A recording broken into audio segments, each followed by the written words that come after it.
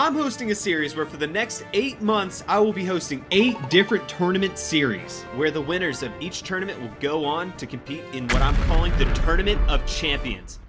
Welcome to Ducku's Pokemon Classic.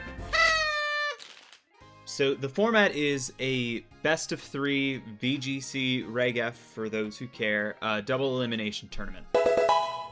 So here's the bracket for those who want to see it. We're not going to highlight every game, but we will go through the ones that I think are interesting.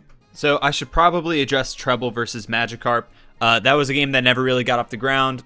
Magikarp's Wi-Fi went out. It's unfortunate because those two were actually projected to be like the 1 and 2 favorites of the tournament, but Game 2, on the other hand, is where we meet the luckiest bastard in the world. I'm talking about Jacob, the guy who leads with the same 2 Ice-type Pokemon the entire game. I'm talking about Articuno and Alola Ninetales. Jacob leads with these 2 against an Incineroar and a Farigiraf. But I want to talk about the strategy that Jacob's using. Articuno's got a powerful move called Blizzard that hits 70% of the time for 110 power. It also has the hidden ability of 10% of the time it freezes the opponent. But Ninetales has the hidden ability Snow Warning, which makes it snow on the battlefield. And when it's snowing on the battlefield, Blizzard hits 100% of the time. Not to mention, Incineroar is the most played Pokemon in this tournament, and when he comes out, he has a special ability, Intimidate, which lowers your Pokemon's attack power. Both of these Pokemon are special attackers. So Snowstorm gets set up on the field by Ninetales, and Intimidate by Incineroar effectively does nothing. Sorry, pardon my interruption, but I just want to look at the meta just for a second. It's the last interruption, I promise. So the current meta of Pokemon is to use Pokemon like Tornadus and Farigiraf to take control of the game's speed. Tailwind doubles the speed stat of all Pokemon on the user's side of the field, and Trick Room makes it so the slowest of Pokemon attacks first. Alright, back to the game. So the lead looks like Jacob's, but Atticus isn't rolling over. Turn 1, Incineroar Fake Out onto Ninetales. Flinch, Snow Setter doesn't move, and Farigiraf gets Trick Room up. And just like that, Atticus has stolen the game's tempo. Now the game's on his terms. He brings in Ursaluna, helping him with Farigiraf, Hyper Voice, 1 turn, and both Jacob's Pokemon's Raging Bolt and Landorus go down.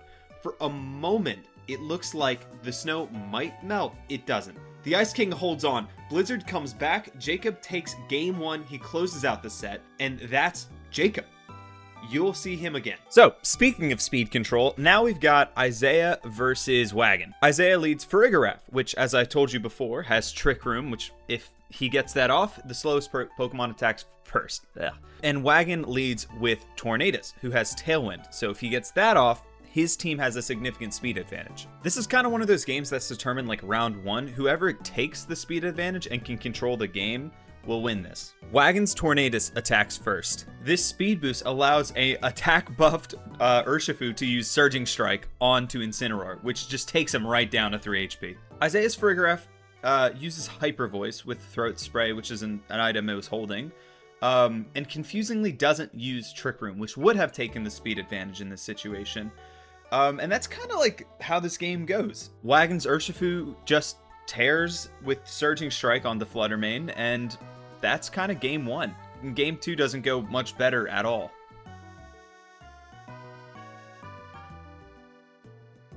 Yeah, and the last match of round 1 is Matt versus Danny, which uses a very similar speed meta style.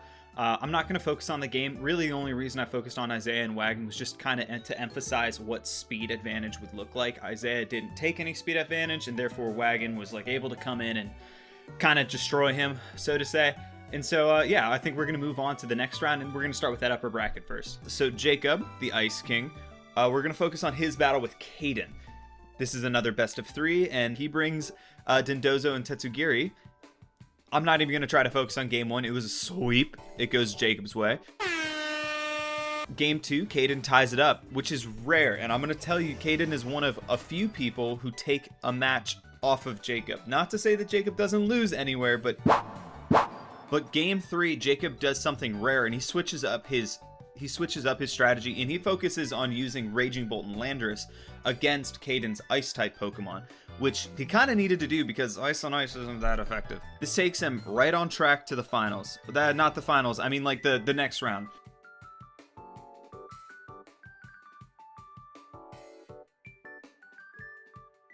As far as some of those other upper bracket things, I'm not going to focus on them too much. Electric Pants got absolutely stomped by Treble 2-0. Vinnie stomped Wagon 2-0. Danny went against Term, who, for some reason, Florida is blocked in the Pokemon tournament website that we're using, Pokemon Showdown. I'm not sure why. That was weird. So Danny got through because of no opponent. And so now we've got like our 4 upper bracket finalists. We've got Jacob, Treble, Vinnie, and Danny. Now let's jump to the lower bracket. I don't want to dwell too much on all of these games, but I do want to talk about kind of the historic run Electric Pants just decided to go on. So Electric Pants' team is actually pretty good. He just has no clue how to use it. And I'm telling you, he figures out how to use it. So he's got that top tier speed. He's got spread damage and type coverage that punishes those slow setups. Against Matt, he goes down 2-0. Imagine Dragons and Dream, which is Raging Bolt and Ogerpon. Takes out Matt super quick. Caden 2-0. Dendozo can't do shit. Magikarp similarly makes a run. He takes out Term, which isn't hard because he had no Wi-Fi. And then he goes against Wagon, takes him out 2-0. Wagon stood no chance. We're gonna go back to the upper bracket because to figure out who Magikarp and Electric Pants go against, we need to know who wins between Vinnie versus Danny and Jacob versus Treble. So here's the thing about Vinnie. He's only ever watched Pokemon in YouTube videos. He'd never played it. No tournament experience, and he's running a Tailwind team, which he downloaded from the internet from a team that I sent him. So after Vinnie 2-0's Wagon, which is still hilarious to me, he goes against Danny, and this is maybe one of the closest matches of the tournament. So Danny leads Fluttermane and Ogerpon Wellspring, and Vinnie leads Tornadus and Fluttermane. So on paper, he's got the speed advantage. They trade Icy Winds and Ivy Cudgel, and Danny's Ogerpon Wellspring eats a crit Bleak Wind and goes down. Danny brings in Goldango, and Goldango's a beast of a Pokemon. On turn 3, Danny's Fluttermane uses Moonblast to chip Tornadus, and Goldango fires Make It Rain, which is a spread move. It hits both Tornadus and Vinnie's Fluttermane, double KOing them in one turn, and that's the nightmare. Both of your leads out in one move, and for a second, it kind of looks like Danny's going to steal the map, but Vinnie still has Ogerpon and Urshifu in the back. They come in and erase Danny's Fluttermane, Goldango, and then Landorus, which comes out next. So Vinnie takes game 1 anyways. But this game is scary because Make It Rain is a powerful move, and Vinnie doesn't really have a good way to deal with it. And so this is where half the miracle happens. In game 2, Danny adjusts. Vinnie leads with Tornadus and Ogerpon Wellspring this time, and Danny sticks with the same core of Fluttermane and Ogerpon Wellspring, but he follows that up with Goldango. Tailwind's up, and Vinnie's Ogerpon Woodhammer nearly KOs Danny's Fluttermane on turn 1. And they do trade speed control this time, but Tornadus goes down, and Vinnie's Fluttermane comes in. And then on turn 4, Vinnie's Fluttermane uses Protect. Goldango uses Make It Rain, and Urshifu, full HP, just dies. In that one spread, Vinnie's physical threat is gone. Danny keeps clicking Make It Rain, and Danny's Ogerpon lands a crit Horn Leech on Vinnie's Ogerpon. Vinnie's Fluttermane Terra Fairies and fights back, but Goldango's third Make It Rain finishes it. Danny will tie the set.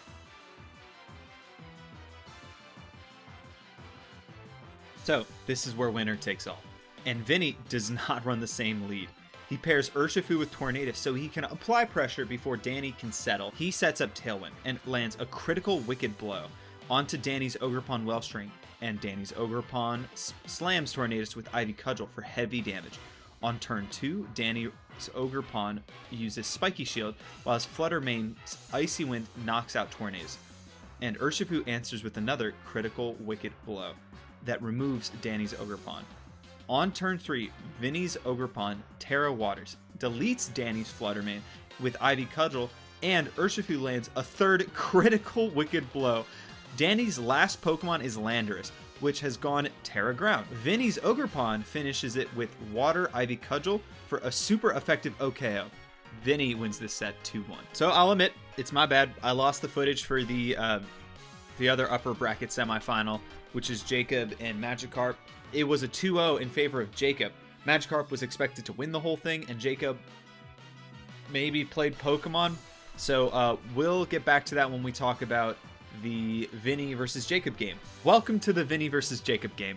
Okay, so this is a best of 3. This is when the Ice King kind of meets the Miracle Run. In Game 1, Vinnie leads Tornadus and Chi-Yu into Jacob's Ninetales and Articuno. Jacob does not like this matchup though, and he switches pretty quickly into Landorus and Raging Bolt, which is a good decision. Vinnie's Chi-Yu fires Overheat at Raging Bolt and misses, which is very unlucky. That miss kind of keeps Jacob's win condition alive. Later, Jacob's Ninetales lands a critical Moonblast onto Vinnie's Urshifu and removes it. Moving forward to turn 6, Jacob's Articuno uses Ice Beam and freezes Vinnie's Chi-Yu. Chi-Yu thaws immediately, but the message is clear. The Ice King's freeze luck is real, and Jacob wins the set 2-0, and this takes Vinnie down to the lowers bracket. The Miracle Run is not over, but the next climb is a little steeper. So now I kind of want to look at the next matchup, which is Magikarp versus Treble. And if you remember way back at the beginning of this video, I talked about how Magikarp's Wi-Fi went out during the game against Treble. So Treble versus Magikarp does go the distance, and it's a tighter match than the scoreline would predict. Treble's plan is to slow the game down with defensive redirection and positioning around Amoonguss and Ursaluna, and forces trades with pressure from Dragonite. Magikarp answers by making better turn-by-turn predictions. He seals game 1 with priority pressure from Dragonite and clean Ditto pivots, and drops game 2 when Treble executes the Bulk and Rage Powder plan, and then wins game 3 by repeatedly predicting the Incineroar and Ditto rotations. The deciding sequence is simple. He removes Incineroar at the right time, keeps Dragonite healthy close enough to close, and then never gives Treble a free reset turn.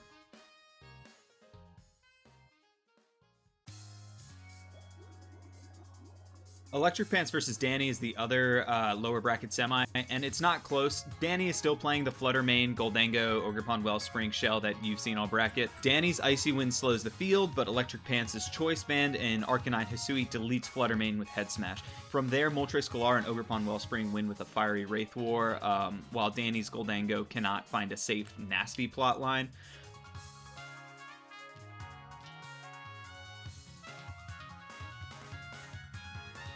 Game 2, Danny opens with Goldango and Landorus, looking for a substitute plus double nasty plot setup. Electric Pants terastallizes Ogerpon Wellspring to water, uses Thunderclap and Ivy Cudgel to erase Goldango, and lets Landorus burn out, trading into Raging Bolt. Danny gets one last swing with Flutter Mane, Spread, Icy Wind, and a Thunder Wave on Moltres Galar, but Follow Me and Air Slash steal the game. Electric Pants takes it 2-0. So, the underdog versus the favorite. You got Electric Pants versus Magikarp. So, game 1, Electric Pants leads Arcanine and Flutter Mane, and Magikarp leads Dragonite and Incineroar. Magikarp opens with Fake Out on Arcanine and has Dragonite slam Electric Pants Flutter Mane with Iron Head. And those are good reads. Electric Pants tries to Thunder Wave Dragonite, Arcanine gets flinched, and Dragonite's Iron Head does huge damage to Flutter Mane. On turn 2, Magikarp brings Rillaboom. Arcanine's Rock Slide misses Rillaboom, which is rough luck, but Dragonite's second Iron Head knocks out Flutter Mane anyway. Through the opening, the favorite's targeting looks really sharp. The game swings when Electric Pants takes Arcanine Terra Grass and lands a critical Rock Slide onto Rillaboom.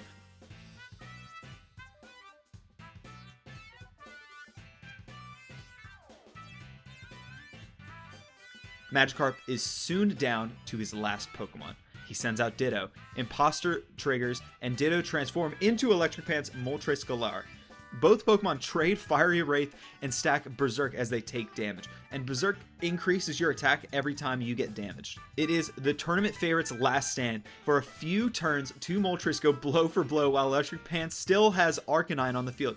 Eventually, Rock Slide, which had been missing up until this point, connects on Ditto for a super effective hit, and that wins the game. Electric Pants takes the set 2-0. The underdog knocks out the tournament favorite. Alright, and now we're at the lower bracket final. The winner of this goes on to play Jacob. Now, I want to be very clear. All three of the players who are left are three people who have never played Pokemon competitively. We had two players in here who did. So this bout is bound to be terrible or absolutely amazing to watch. But I want to start off with game 1. Game 1. Vinnie opens with Tornadus and Ogerpon Wellspring into Electric Pants' Ogerpon Wellspring and Fluttermane. A lot of similar Pokemon coming out. Vinnie sets Tailwind and immediately slams Fluttermane with an Ivy Cudgel for well over half of its HP. Fluttermane Moonblast chips Vinnie's Ogerpon, and Electric Pants' Ogerpon's Ivy Cudgel shreds Tornadus. Vinnie swaps Tornadus for Urshifu. Ogerpon clicks Follow Me twice in a row. Meanwhile, Fluttermane hits Urshifu with a super effective critical Moonblast, and Urshifu only lives because of the Focus Sash. On turn 4, the dam breaks. Vinnie's Ogerpon's Woodhammer knocks out Fluttermane, and Urshifu's Close Combat tears half of Ogerpon's HP, but Electric Pants Ogerpon answers with a critical Horn Leech that deletes Vinnie's Ogerpon. Tailwind expires, Tornadus returns, and Electric Pants sends Raging Bolt. Vinnie sets Tailwind again, while Urshifu's detects. The Raging Bolt's Thunderbolt erases Tornadus anyway. This is the last stand. Chi-Yu enters with Beads of Ruin up. Yet Thunderclap picks off the 1 HP Urshifu before Chi-Yu can stabilize. Chi-Yu's Overheat chips Raging Bolt, and then Electric Pants Ogerpon lands a super effective Ivy Cudgel, which OKOs Chi-Yu. Electric Pants takes game 1. The story here is positioning and punishing. Follow Me and Water Absorb wasted Vinnie's water attacks, and the crit Moonblast burned the Sash early, so Vinnie switches his lead. He leads with Tornadus and Urshifu, but it's the same Electric Pants front of Ogerpon Wellspring and Fluttermane. Electric Pants uses Follow Me again, and Vinnie still gets Tailwind, and Urshifu crits Electric Pants Ogerpon. Fluttermane's Moonblast once more leaves Urshifu on 1 HP. On turn 2, Electric Pants Ogerpon tries Spiky Shield, and Tornadus sets up Sunny Day, and Urshifu crits again with Wicked Blow to knock Ogerpon out anyway. Unseen Fist bypasses protection, so the shield never mattered. Sun comes up and Raging Bolt replaces Ogerpon, and its Photosynthesis special ability spikes special attack in the weather. Swaps Tornadus for his own Fluttermane, while Urshifu detects. Turn 4 is costly. Thunderclap finishes Urshifu, but Vinnie's Fluttermane, Icy Wind hits both foes. It's super effective into Raging Bolt and drops both enemies' speed. Landorus joins, Tailwind ends, and Electric Pants swaps Raging Bolt for Moltres Galare. Landorus tries Earth Power into the bird, and the move does nothing. Moltres Galare is part flying, so ground-type moves don't connect. The mid-game becomes a slow squeeze. More Icy Wind and Sludge Bomb chips Moltres Galare, and Fluttermane trades Moonblast until Vinnie's Fluttermane faints. And Fiery Wraith leaves Landorus limping. Last turn, both sides terrestrialize. Landorus to Steel, and Electric Pants' Fluttermane to Fairy. Vinnie gets a Tailwind up, and Sandsear Storm hits Fluttermane hard, but still whiffs Moltres Galare.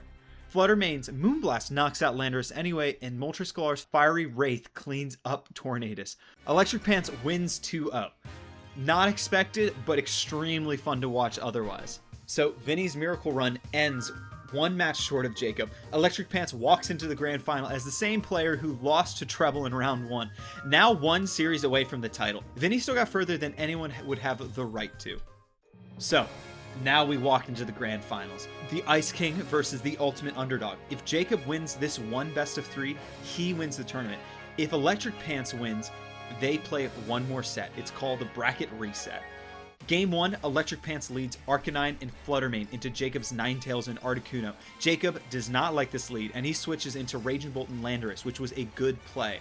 Electric Pants uses Thunder Wave on Raging Bolt, which is bad, because electric types are immune, and the turn does nothing. Arcanine goes Terra Grass and nails Landorus with a Flare Blitz for massive damage, which is good. And Landorus goes down the following turn. Then on turn 4, Jacob's Ninetales fires Blizzard in the snow. This spread hits Electric Pants' Raging Bolt, and Raging Bolt freezes. It stays frozen for 2 turns. Okay, I froze him for 2 turns. You know, that's a good question. If I'm being honest, the set was mine as soon as my Pokemon hit the table. It wasn't when the freeze landed. It was once Articuno, my Blue Zapdos, and FYT were on the board. There was no thought entering my mind that the game wasn't done. It stays frozen for 2 turns, not just 1. and it cannot act while Jacob's side keeps attacking. Electric Pants has been winning until this sequence. You know, I thought the game was mine before it landed as well. Electric Pants had been winning up until this sequence. After that double freeze, the game belongs to Jacob. It was pure RNG, and game 1 goes to the Ice King. I think it was partly bad luck, but also partly just getting that freeze definitely set him up to win that game. On turn 1, Arcanine Rock Slide flinches Articuno, which is amazing. And Fluttermane drops a critical Moonblast onto Ninetales. On turn 2, another Moonblast and Rock Slide combination knock both Ninetales and Articuno. Electric Pants never let Jacob get any room to breathe. They run over the Ice Core before it even has the chance to stack freezes. Honestly, I just wanted to go with the exact same thing I did in game 1. I figured that the same open would work, and it sure did. Since Jacob didn't switch out, and I mean I didn't really think about whether he would or not. I just kind of figured no matter what, these two Pokemon, they're gonna do the work. Like, they're good. Doesn't matter what switches in as long as I click like good damaging moves. And so there wasn't too much change. If anything, it was Jacob who changed. That is a good adaptation, and the game ends fast. This series is now tied 1-1. Do you believe that he'll switch his Pokemon going into game 3? I definitely think that there's a chance he could switch. I mean, with how much damage I was able to do to him in game 2, I definitely think he could switch. He's got some good other Pokemon that can lead, but there's also always the chance he could just keep on going. I might change up my play pattern. There's a chance. Not totally sure yet. So I knew he would switch it up for game 3, and I stuck with my exact same idea. It's like when you play rock, paper, scissors. Nobody thinks you're going to go for rock 3 times in a row because you'd have to be an absolute idiot to do that. But if you're metagaming, if you're thinking ahead of the curve, that's a perfectly reasonable answer to get to. So to answer your question, what did you tell yourself going into game 3? I told myself I'm picking rock again. Electric Pants leads Fluttermane and Ogerpon, and Jacob leads Ninetales and Articuno again. Electric Pants incorrectly predicts that Jacob would switch. On turn 1, Electric Pants Thunder Waves onto Articuno to try to paralyze Jacob's Blizzard threat, and Ogerpon hits Articuno with the Ivy Cudgel. Jacob's side still gets Blizzard off. Fluttermane freezes again. On turn 2, Fluttermane is still frozen, and Ogerpon uses Spiky Shield. This is good defensively, but Ninetales and Articuno focus Moonblast and Blizzard onto Fluttermane anyway. This takes it out. The championship is effectively decided on turn 1. Electric Pants still fights back. Their Moltres Galar, Terra Steels, and Terra Blasts knocks out Ninetales. This is good.